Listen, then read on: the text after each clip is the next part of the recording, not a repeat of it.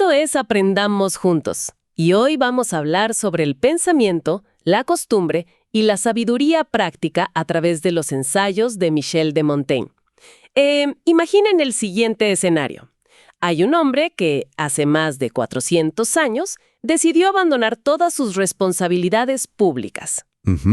Se retiró a una torre aislada en su castillo, se rodeó de miles de libros y, digamos, básicamente trató de escapar del mundo exterior. Claro, un retiro total. Exacto. Sin embargo, al documentar sus pensamientos más íntimos en ese encierro, terminó escribiendo lo que hoy podríamos considerar el manual más preciso para sobrevivir a la ansiedad. Sí, a la ansiedad y a la sobrecarga mental que sufrimos hoy en pleno siglo XXI. Tal cual. Y el objetivo de esta exploración detallada de hoy no es dar una clase de historia aburrida sobre el Renacimiento, para nada. La misión es descubrir cómo esas reflexiones tan personales siguen siendo la mejor guía para navegar el caos de la desinformación actual. Y, a ver, resulta fascinante descubrir que al hacer todo esto, Michel de Montaigne básicamente inventó el formato de lo que hoy conocemos como ensayo. O sea, el acto de pesar, de poner a prueba una idea. Pero para entender realmente el impacto de sus ideas, primero tenemos que entender el drama que hay detrás de las fuentes que vamos a analizar. Uy, sí, porque acá hay toda una historia. Es casi un thriller literario, digamos. Totalmente. Porque el libro que gran parte del mundo creía estar leyendo durante todo el siglo XX, en realidad, era una versión modificada. Claro, estuvimos consumiendo una versión alterada durante décadas. A ver, ¿qué fue exactamente lo que pasó con el texto original? Bueno, lo que ocurrió fue que, durante muchísimo tiempo, en las escuelas y universidades, se utilizó casi exclusivamente la llamada copia de Burdeos. Ah, la famosa copia editada. Exacto. Esta fue una edición preparada a principios del siglo XX por académicos como Fortuna Testrowski y Pierre Villé. Y lo que hicieron estos eruditos fue tomar el texto original, que de por sí es bastante caótico y fluido, y reordenarlo por completo. O sea, lo intervinieron de lleno. Sí. Dividieron artificialmente el pensamiento de Montaigne en 3 etapas evolutivas muy prolijas, digamos, para facilitar su estudio. Decían que primero pasó por una etapa de estoicismo, luego por una de escepticismo y finalmente llegó a un epicureísmo maduro. Una estructura demasiado perfecta para ser real. Tal cual. Y además de esta categorización forzada, agregaron párrafos, cortaron ideas y modernizaron toda la puntuación. Pero a ver, ¿por qué tomarse el enorme trabajo de censurarlo o reordenarlo de esa manera? ¿Qué les daba tanto miedo del texto original como para tener que intervenirlo así? Es que, digamos, necesitaban que el texto encajara perfectamente en el sistema educativo de la República Francesa de esa época. Claro, un tema de control institucional. Exacto. Un Estado necesita formar ciudadanos estructurados, obedientes y con ideas muy claras. Y el texto original de Montaigne es todo lo contrario. Es un pensador que duda constantemente. Que se contradice a cada rato. ¿Sí? Que salta de un tema a otro sin previo aviso. Eso es una pesadilla para un clan de estudios rígido. Entonces, al editarlo, básicamente lo volvieron inofensivo. Claro. Lo convirtieron en un monumento nacional, empaquetado y muy fácil de digerir, despojándolo de su verdadera esencia inquisitiva. Es como cuando uno va al cine a ver una película clásica, que es compleja, un poco oscura, y resulta que está viendo una versión editada por el estudio comercial. Una excelente comparación, ¿sí? Claro, una versión recortada, ordenada y con un final feliz añadido artificialmente para que nadie en la audiencia se confunda o se sienta incómodo. Tal cual. Estuvimos consumiendo esa versión aprobada por el estudio durante muchísimo tiempo. Pero entiendo que las ediciones modernas más fiables, como la actual edición de la Pléyade, han decidido dar marcha atrás con todo esto. Exactamente. Las ediciones rigurosas contemporáneas han vuelto a la edición póstuma del año 1595. Ah, bien. Esta versión fue preparada por Marie de Gournay, una escritora y pensadora a quien Montaigne llamaba su hija de alianza y a quien le confió sus manuscritos finales. ¡Qué gran responsabilidad! Totalmente. Y lo fascinante de esto es que este regreso a las fuentes originales nos devuelve a un Montaigne auténtico. Es, si seguimos con tu comparación cinematográfica, el verdadero corte del director. El material crudo, digamos. Sí, nos encontramos con un autor mucho más confuso, que da vueltas sobre sus propias ideas, pero que es infinitamente más humano y mucho más fiel a sí mismo. Y creo que esa honestidad brutal es justamente la puerta de entrada a su filosofía.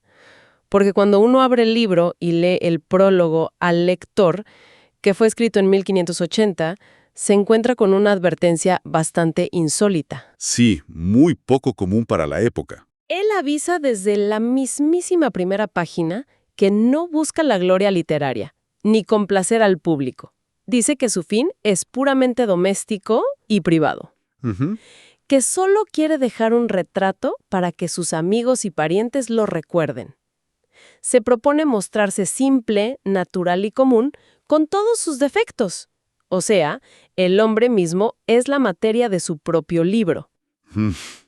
Y, a ver, al ponerse a sí mismo bajo el microscopio, ¿no tiene ningún reparo en exponer sus debilidades? Ninguno. De hecho, uno de los defectos de los que habla con mayor frecuencia, y casi con un orgullo cómico, es su pésima memoria. Sí, es divertidísimo leer esa parte. Montaigne confiesa que retiene tan poca información en su cabeza que a menudo le cuesta recordar los nombres de sus propios sirvientes, Increíble. o que es incapaz de diferenciar los tipos de granos que crecen en su propia granja, algo que era impensado para un terrateniente de la época. Pero, un segundo, detengámonos acá un momento porque esto es muy contraintuitivo. A ver. Pensemos que en el siglo XVI no existían los buscadores de Internet ni los teléfonos inteligentes. La memoria era literalmente el disco duro de la época. Claro, la memoria lo era todo. Era el sinónimo absoluto de inteligencia y de erudición. Si no tenías memoria, eras considerado un ignorante. Entonces, ¿cómo logra Montaigne vender esta falta de memoria como si fuera una ventaja sin quedar en ridículo frente a todos sus lectores? Bueno, ese es exactamente el giro genial que él propone en sus ensayos. Montaigne argumenta que la memoria excepcional suele ser, en realidad, un escondite para la falta de juicio propio. Ah, interesante. Pero sobre todo, le da una utilidad moral muy práctica. Él sostiene que su falta de memoria le ayuda, por ejemplo, a perdonar y olvidar las ofensas rápidamente. Claro. Es muy difícil guardar rencor prolongado cuando, literalmente, uno se olvida de los detalles de por qué estaba enojado en primer lugar. Es una gran ventaja, viéndolo así. Totalmente. Además, al no poder recitar discursos memorizados de otros autores, se ve obligado a hablar desde su propia verdad en el momento presente. Tiene que ser genuino porque no tiene el archivo mental para fingir. Vamos a desglosar esto un poco, porque si lo pensamos con una lente moderna, tiene toda la lógica del mundo. A ver, decime. Una mentira compleja requiere tener una memoria RAM gigantesca. Tal cual. O sea, si alguien inventa una versión falsa de la realidad, necesita procesar y almacenar todos los detalles, las fechas y las excusas para no contradecirse en el futuro. Es un desgaste mental enorme. Exacto. Montaigne dice exactamente eso. Quien no tiene una memoria excelente no debería meterse a mentiroso. Su defecto natural se convierte en una barrera tecnológica, por así decirlo, contra la falsedad. Es una forma brillante de verlo. Y esa honestidad radical frente a sus propias fallas le permite observar con muchísima agudeza las fallas de la sociedad. Ujú. Porque si nuestra mente es tan frágil y ni siquiera podemos confiar en nuestra propia memoria para retener la verdad, ¿cómo terminamos formando nuestras creencias? Esa es la gran pregunta. Y Montaigne llega a la conclusión de que caemos en una trampa invisible. La costumbre. El poder absoluto del hábito. Y hay una anécdota en las fuentes que ilustra esto a la perfección. Y la verdad es muy gráfica. Sí, la del ternero. Empezó a acariciar y a llevar en brazos a un ternero desde el mismo día en que nació. Ujú. Lo hizo de manera ininterrumpida todos los días de su vida. Y por la pura fuerza de esa costumbre continua, logró seguir cargándolo en brazos cuando el animal ya se había convertido en un toro enorme. Es una imagen poderosísima sobre cómo lo gradual se vuelve imperceptible para nosotros. Totalmente. Montaigne utiliza este ejemplo práctico para explicar cómo la costumbre adormece nuestros sentidos hasta el punto de la ceguera. Él menciona otras situaciones cotidianas también. Sí, como el tema de los olores. Exacto. El olor penetrante de un jubón, que era esta prenda de vestir que a veces perfumaban con flores. Uno simplemente deja de percibir ese aroma al tercer día de usarlo. Nos acostumbramos enseguida. O el ruido ensordecedor de los martillazos que los herreros ya ni siquiera escuchan mientras trabajan. La costumbre normaliza cualquier cosa, por más extraordinaria o ruidosa que sea. Claro. Y si la costumbre puede anestesiar nuestros sentidos físicos de esa manera, la pregunta obvia que surge es, ¿qué le hace a nuestro intelecto? Exacto. ¿Qué le hace a la forma en que juzgamos a los demás? Esa es justamente la premisa de uno de sus ensayos más revolucionarios, que se titula De los caníbales. Ah, un texto fundamental. Sí, basándose en el testimonio directo de un hombre que había vivido durante años en lo que entonces llamaban la Francia Antártica, que es el actual territorio de Brasil. Ujú. Montaigne empieza a analizar a las civilizaciones indígenas del Nuevo Mundo, y lo hace cuestionando frontalmente la palabra barbarie. Claro, le quita el peso despectivo. Exactamente. Él señala que la gente llama barbarie o salvajismo a todo aquello que simplemente no forma parte de su propia costumbre local. Pero empujemos un poco este argumento, porque la crítica de Montaigne va directo a la yugular del orgullo europeo renacentista. Totalmente. O sea, si los europeos de esa época se consideraban a sí mismos la cúspide de la civilización por su arte, sus leyes y su arquitectura, Montaigne invierte el espejo. Él pregunta si no es acaso la naturaleza en su estado puro mucho más grandiosa que cualquier artificio humano. Es una provocación total para la época. Total. Señala que las frutas silvestres del Nuevo Mundo, sin ningún tipo de cultivo o intervención europea, rivalizan en sabor y calidad con las mejores de Europa. Ujú. Y que la magnificencia arquitectónica de ciudades como el Cusco o la capital de México demuestra una inteligencia urbanística completamente equivalente, si no superior. Hay que entender el contexto acá. Montaigne escribía esto durante las guerras civiles y religiosas de Francia. Era un periodo de extrema violencia, de masacres y de un fanatismo extremo entre diferentes facciones. Una época muy oscura. Muy oscura. Manteniendo una mirada muy analítica y muy imparcial, él observaba esta arrogancia europea y notaba que a menudo se encontraban atrocidades y crueldades mucho mayores en el seno de las naciones llamadas civilizadas. Claro, la supuesta civilización. Exacto, atrocidades peores que las que se veían entre las comunidades indígenas.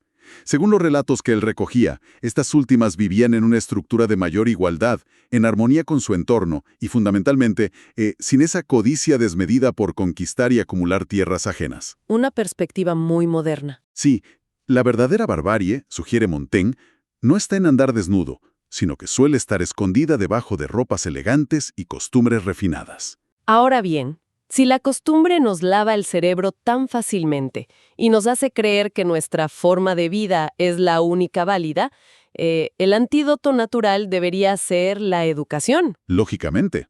Pero, sorprendentemente, Montaigne consideraba que las escuelas de su época estaban empeorando el problema en lugar de solucionarlo. Totalmente.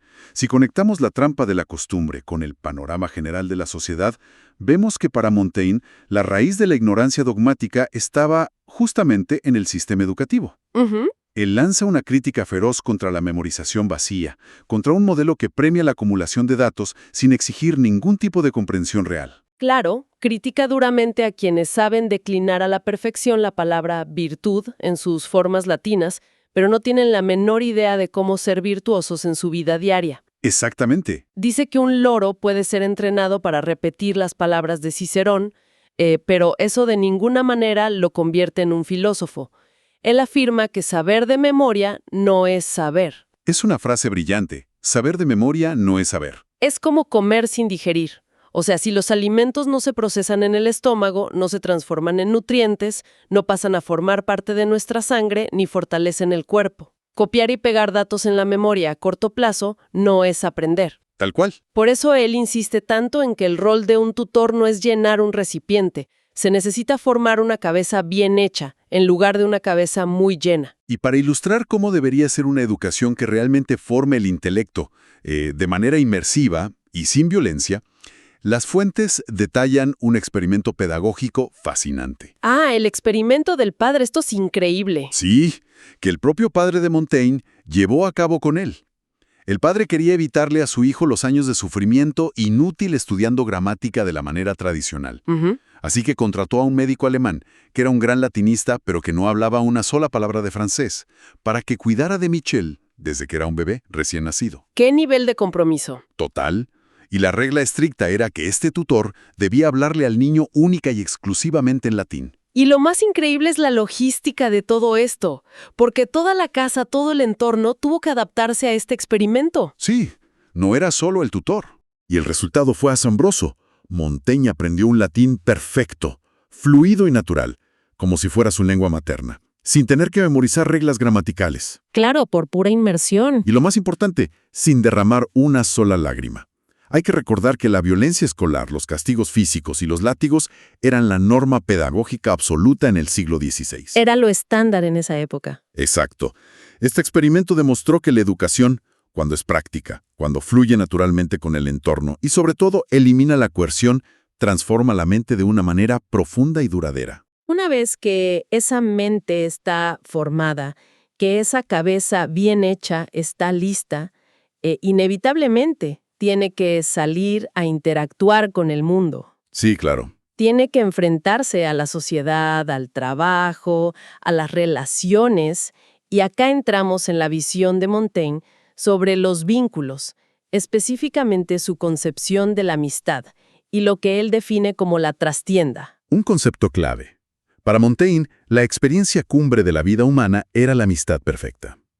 Él tuvo la enorme suerte de experimentar esto con Étienne de la Boétie, que era un pensador brillante. El autor del famoso ensayo La servidumbre voluntaria. Ese mismo. Montaigne hace una distinción muy aguda acá. Él dice que las amistades comunes que tejemos en el día a día están llenas de cálculos, de obligaciones, de favores que se deben y de redes de contactos útiles. Son amistades puramente transaccionales. Claro, por conveniencia. Exacto. Pero en la amistad perfecta, las almas se confunden y se mezclan a tal punto que las costuras desaparecen. Cuando a Montaigne le preguntaron por qué quería tanto a la Boétie, lo resumió en una frase que es un dardo directo al corazón. Dijo, porque era él, porque era yo. ¡Qué potente! No hay más explicación lógica que esa fusión total. Es hermoso, de verdad, pero a la vez plantea un problema práctico gigante. A ver. O sea, ¿qué pasa cuando perdemos a ese amigo perfecto? Como lamentablemente le pasó a Montaigne cuando la Boétie murió muy joven. Claro. O, llevándolo a un terreno más cotidiano, ¿qué pasa cuando el mundo exterior se vuelve un caos absoluto y asfixiante, lleno de demandas y presiones? Si estamos tan fusionados con el exterior, nos derrumbamos. Y es ahí, justamente ahí, donde Montaigne introduce una de sus ideas más poderosas y más aplicables hoy en día, el concepto de apartarse. Uno puede llevarse sus ansiedades a la montaña más remota. Totalmente. Uno no escapa de sí mismo. Exacto. Hay que apartarse de las pasiones vulgares que habitan dentro de uno mismo. Él propone que cada persona debe reservar y cultivar activamente una trastienda psicológica. Una arrière-boutique, como la llama él. Esa es la palabra. Un refugio interior, totalmente privado, donde no tengan acceso ni la pareja, ni los hijos, ni las preocupaciones por la riqueza, ni el estatus social. Un espacio diseñado exclusivamente para sostener nuestra autosuficiencia mental. Es literalmente el equivalente renacentista a poner el cerebro en modo avión. Esa es una gran forma de explicarlo. Claro, es desarrollar esa capacidad de desconectarse a voluntad de todas las notificaciones sociales, afectivas y económicas que nos bombardean. Exacto. Y llevando esa analogía un poco más allá, fíjate esto. Si toda tu identidad, tu felicidad y tu paz mental dependen de la señal de Wi-Fi exterior, o sea, de la aprobación de los demás, de tu cuenta bancaria, de tus títulos, el día que haya un corte de luz y pierdas esas cosas, te quedas completamente vacío. Te quedas sin nada. La trastienda es tu batería de reserva. Es asegurar que, si el mundo exterior colapsa, tengas un núcleo duro interno que nadie pueda tocar ni destruir. Y la razón por la que necesitamos con tanta urgencia esa batería de reserva interna, ese núcleo duro, es porque el mundo exterior no solo es inestable, sino que nuestra propia forma de percibirlo es defectuosa. Lo que nos lleva al golpe final de Montaigne, digamos. Los límites de la razón. Acá es donde se pone realmente profundo. Este es el punto culminante de su escepticismo que él desarrolla extensamente en su texto conocido como La Apología de Ramón Sibiuda. Sí. Aquí, Montaigne se dedica sistemáticamente a desarmar y a demoler la arrogancia intelectual humana. Acá es donde ataca directamente el ego de nuestra especie y empieza a dar ejemplos documentados del mundo animal que rompen por completo con la idea de la superioridad humana exclusiva. Son ejemplos fantásticos. Sí, Por ejemplo, habla de urracas que logran aprender cantos tremendamente complejos por pura imitación y práctica. O describe a un elefante que fue entrenado para tocar los címbalos, marcando el ritmo a la perfección. Ujú. Y la provocación de Montaigne acá es clarísima. Si los animales tienen esta capacidad asombrosa de aprendizaje, de comunicación, de memoria rítmica, ¿con qué derecho el ser humano se sube a un pedestal imaginario y se declara el centro absoluto, el amo y señor del universo? Y a partir de esa severa cura de humildad, Montaigne introduce su escepticismo radical. Su lema personal, que de hecho mandó a grabar en una medalla, era la palabra distinguo. ¿Qué significa yo distingo, verdad? Exacto. Yo distingo o yo separo las cosas. Él nos advierte que nuestra principal y de hecho única fuente de información sobre la realidad son nuestros sentidos físicos. Claro, la vista, el tacto. Y el problema gravísimo es que los sentidos nos engañan de manera constante y demostrable. Los ejemplos que usa para ilustrar esto son geniales porque son cosas que todos hemos experimentado alguna vez. A ver, contemos algunos. Habla de la ilusión óptica clásica cuando uno navega rápidamente en un barco. La costa y las montañas parecen estar moviéndose y huyendo hacia atrás, cuando en realidad están fijas. Tal cual nos ha pasado a todos. O menciona un experimento táctil muy curioso de la época con las armas de fuego. Dice que si uno cruza los dedos índice y medio y con las yemas toca una pequeña bala de plomo, él habla de balas de arcabuz, que eran las armas de la época. Ujú. El sentido del tacto se confunde por la posición inusual y le manda al cerebro la señal ineludible de que se están tocando dos objetos esféricas diferentes, Claro. cuando en realidad es uno solo. Y esto, digamos, plantea la pregunta filosófica más importante de todo su pensamiento. Si todo lo que creemos saber entra a través de nuestros sentidos, y resulta que esos sentidos fallan, sufren ilusiones ópticas, espejismos, o se contradicen entre sí, ¿cómo podemos estar absoluta y dogmáticamente seguros de cualquier cosa? Es una excelente pregunta. La respuesta lógica de Montaigne es que no podemos. Por lo tanto, adopta una palabra sacramental de la filosofía antigua, que es la palabra epoche. Pero a ver, ¿qué significa exactamente epoche en la práctica cotidiana? Porque suena un término académico muy denso. ¿Es simplemente rendirse y no opinar de nada nunca más? No, para nada. No es ignorancia por pereza o indiferencia. Epoche significa la suspensión del juicio. Es, digamos, una pausa intelectual activa. Ah, entiendo. Significa tener la madurez para decir, bueno, la evidencia que tengo a través de mi percepción es limitada, es subjetiva e incompleta, así que elijo no emitir una condena dogmática y absoluta todavía. Montaigne aboga por una profunda humildad intelectual para evitar el fanatismo. Un fanatismo que en su época estaba costando miles de vidas en guerras civiles, no lo olvidemos. Exactamente.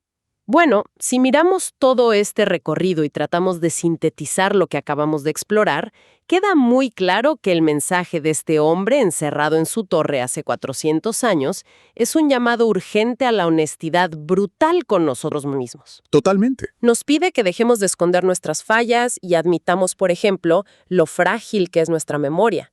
Nos advierte que dejemos de llamar barbarie a todo lo que simplemente es distinto a nuestras costumbres locales, porque el hábito nos adormece. Así es. Nos ruega que dejemos de repetir datos como loros y busquemos formar mentes con capacidad crítica.